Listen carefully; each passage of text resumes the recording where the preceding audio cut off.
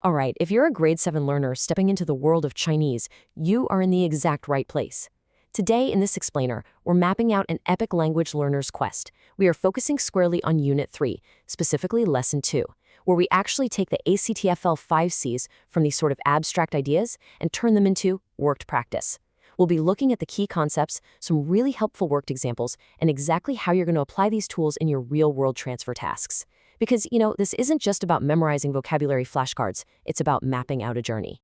So here's our roadmap for today. First, the language quest begins.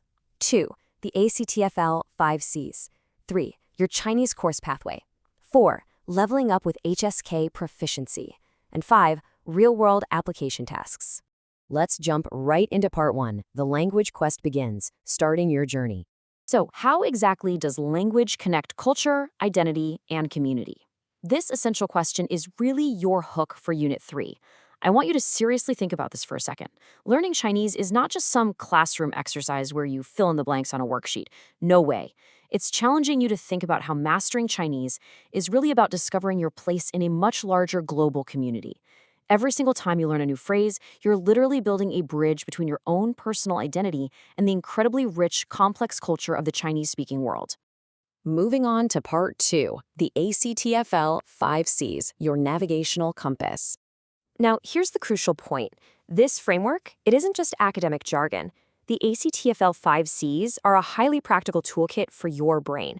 When we talk about worked practice in Lesson 2, we mean actually picking up these 5 tools and using them to construct your understanding of the language. They stop you from just memorizing words in a vacuum, which, let's be honest, doesn't really work anyway. They ensure that you actually know how to use the language effectively out there in real life. And here they are: communication, cultures, connections, comparisons, and communities. These are the 5 C's that you'll use basically as the rules of the game to guide your learning. Let's look at a quick worked example of how this applies to you as a 7th grader. So, communication is your ability to actually talk, like ordering your favorite food at a restaurant. Cultures means understanding the traditions behind that food. Connections happens when you use Chinese to learn about something else entirely, maybe reading up on Chinese history or science. Comparisons is when you notice how Chinese grammar or even holidays differ from your own. And finally, communities is taking all of that and actually speaking with someone outside your classroom walls.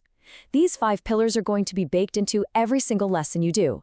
Okay, Section 3, your Chinese course pathway, the maps.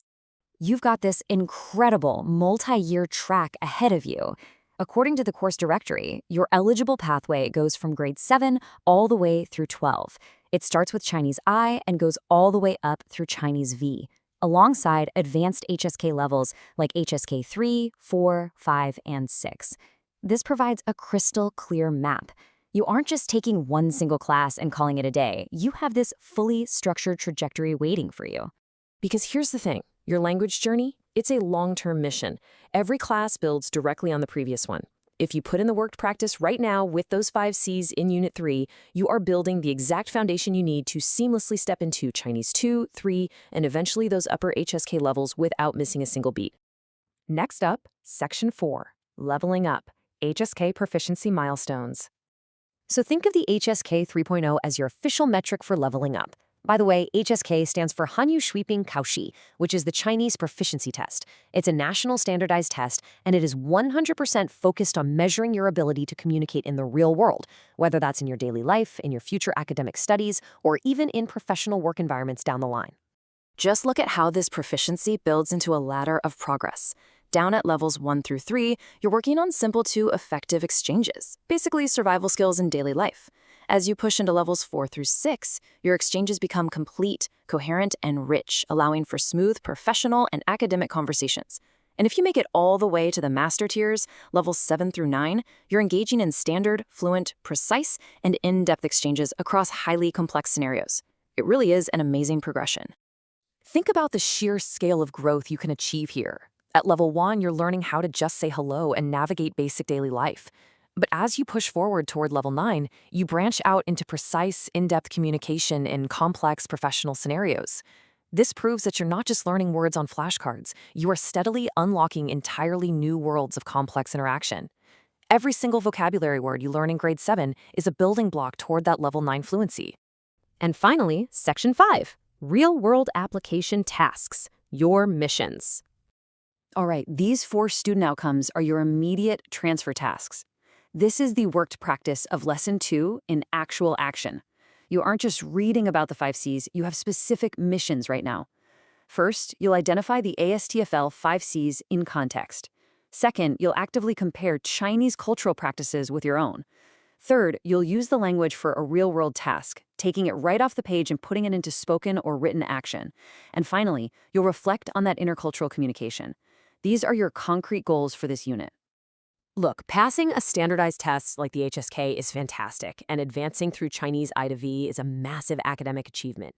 But remember, the ultimate goal of your entire language quest is successful intercultural communication, bridging your identity with the global community. It's about connecting who you are right now with a massive, vibrant world. It's about understanding others and, just as importantly, being understood. So, I want to leave you with this exciting question to really spark your curiosity as you step into Unit 3. Think about it. How are you going to take the 5 Cs, your worked practice, and your growing vocabulary, and actually use them to create a positive impact right where you live? Good luck on your language quest, and I'll catch you in the next explainer.